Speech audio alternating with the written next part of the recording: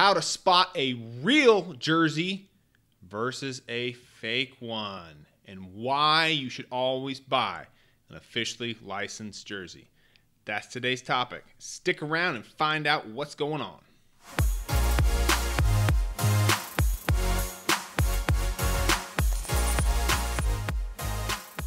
All right, hey everybody. Welcome back to another episode. I am your host, Matt Powers of the Power Sports Memorabilia Show.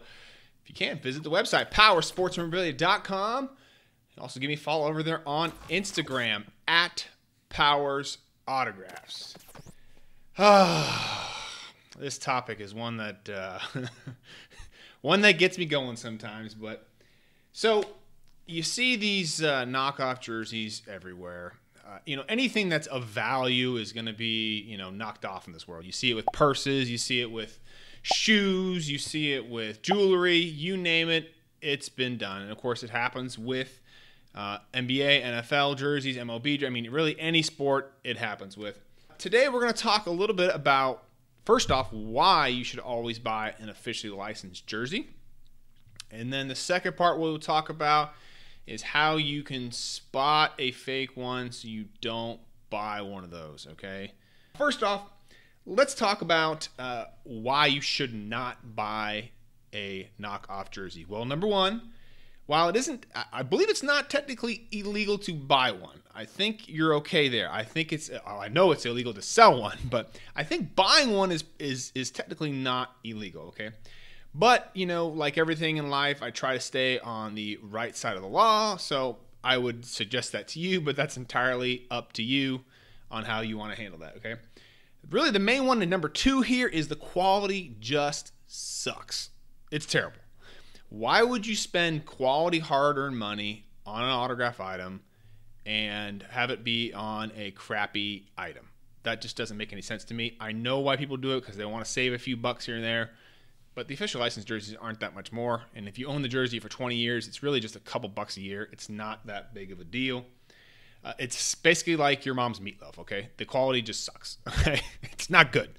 So get a nice steak dinner for your jerseys. So what I mean by that is get a nice officially licensed jersey. You'll love the quality, okay?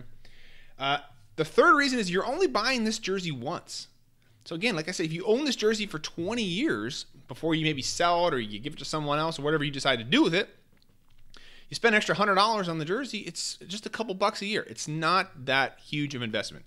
Now, if we were talking about, $500 to $600, $700 extra for a jersey, yeah, I can see maybe you have a little issue there, but it's really extra $50 to $70 sometimes. It's not that big of a deal. So now that we got that completely out of the way here, you guys, again, decide what you want to do with that information. Let's talk about how you can spot one of these fake jerseys, okay? So first off is the price. Now, this isn't a guaranteed way to spot one, okay? They've gotten smarter. They've been selling these fake jerseys for the same price as the real ones, so that's something you got to be careful about. But typically, in most cases, they are way cheaper than the officially licensed ones. You're talking $30 to $40, okay? Where the officially licensed, say a Swingman basketball jersey, I believe the retail is $120 on those. So you're looking at about a $100 price difference there. But again, they are selling them. They're getting smarter there, and they're selling them for the same price, trying to trick you there. So it's just something to keep in mind. The second thing is where you buy your jersey. Now, if you're going to go to eBay and try to buy a jersey, I'm guessing 95% of them are no good, okay? You're buying them from some guy with 10 feet back in, Taiwan, and he says it's an official licensed one, blah, blah. I don't care what he says. It's not real, okay? For $35 or $40 shipped to you from a country far, far away, use your head. It's not real. Why is it coming from Taiwan? Why wouldn't it come from here, Think about it. Use your head, okay? If my suggestion to you is when you're buying your jerseys, buy them from places that you think, oh, wow, these people might actually have a wholesale license with Adidas and Nike to buy these jerseys, places like Fanatics, places like Dick's Sporting Goods, even your local sporting goods place. For example, here in Kansas City, we have Rally House, okay? They have 7, 8 stores here, okay? logically you think, well, it's a good chance it's an officially licensed jersey, so they probably have a license to buy these, okay? So that is something I would think about where you are buying it from. Again, buy from reputable places like MLB's website, NFL's website, NHL website. Those are good to go. Just be careful on those websites, though, that a lot of people will make a fake website that's very similar to that. So go directly to the website. Don't type it into Google. Just go directly to NFLshop.com or whatever the website is, or NFL.com. They'll have a link to it. Go directly there. That way you know you're going to the real site, okay? The third thing you want to look at is the stitching. Typically on a fake jersey, the stitching is very, very poor. It's like if you stitch the jersey for your first time, okay? They don't clip it right. This got loose edging everywhere. The stitching isn't even. It's all over the place. It looks like junk, okay? That's one of the biggest things you can see is usually the stitching is just frayed and it's bad. It looks like you ask yourself, well, how did Nike let this jersey get out of the warehouse? Well, the answer is they didn't, because it was never in their warehouse, okay? That's why it's a knockoff. It looks like crap. They just have anybody doing these things, and that's one of the things you want to look at is the stitching. Number 4, and this is a real common one, is the letters are all crooked. So if you get take for example, a Larry Bird jersey, like 1 3 will be here and the other 3 will be like this.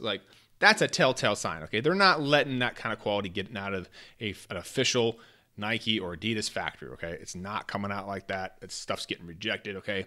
That's one you should look at too. Number 5, obvious one, the player's name is spelled wrong, okay? Now, I've seen this all over the place. It's actually quite hilarious. I mean, it's not like, it'd be that hard to look up the player's name, but the player's name is spelled wrong. Yeah, that's typically a good idea that it's not a real jersey, okay? Number 6, the color of the jersey is wrong. You get a lighter color usually, like on a Celtics jersey. Celtics is kind of I want to say like a darkish green. It's not a super dark green, but it's a dark green.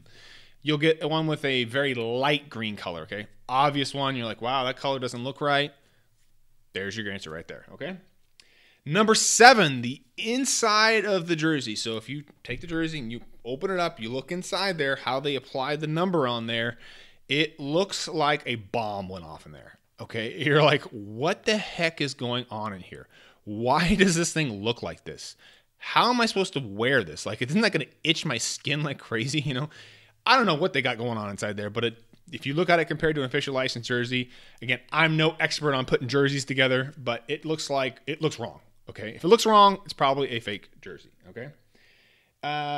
Number 8, the logos are off. For example, like on the Jerry West NBA logo, the ball and his hand have the same stitch that goes right to it. It doesn't look separate at all. That's a telltale sign. The logos are always off.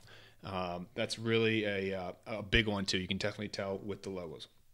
Also, kind of a bonus tip here is just because the jersey has tags on it, those little retail tags, that doesn't make it an officially licensed jersey. Okay, they'll do everything they can to throw these things together to make it look like a real deal. They can get those tags anywhere in China, okay? Anywhere. I don't know how they get them. They make their own. They buy them from other places. I don't know, but they can get them anywhere because that's where most of the products are made. So those things are readily available over there. So just because it has the retail tags does not make it an officially licensed jersey. So where are my favorite places to buy officially licensed jerseys? Well, I mentioned a couple of them early on. Fanatics is probably the best one. They'll have all your selections in one place.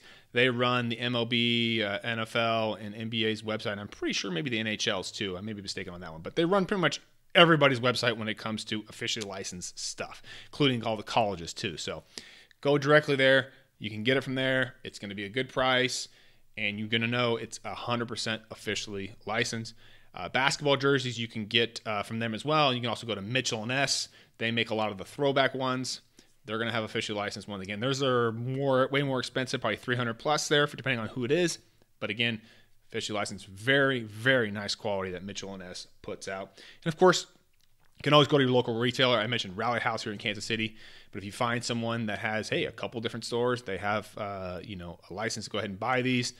It's going to be pretty easy to spot those. They're going to have a couple retail stores, a nice retail store. You'll be able to go in and look at the quality, check all those things that I just mentioned. Very easy to decide that, yep, this is a real jersey. So anyways, guys, got any questions on the jerseys? Let me know. I can happily answer any of them for you. Again, visit the website, powersportsmemorabilia.com, or give me a follow over there on Instagram, @PowersAutographs. See you guys on the next episode.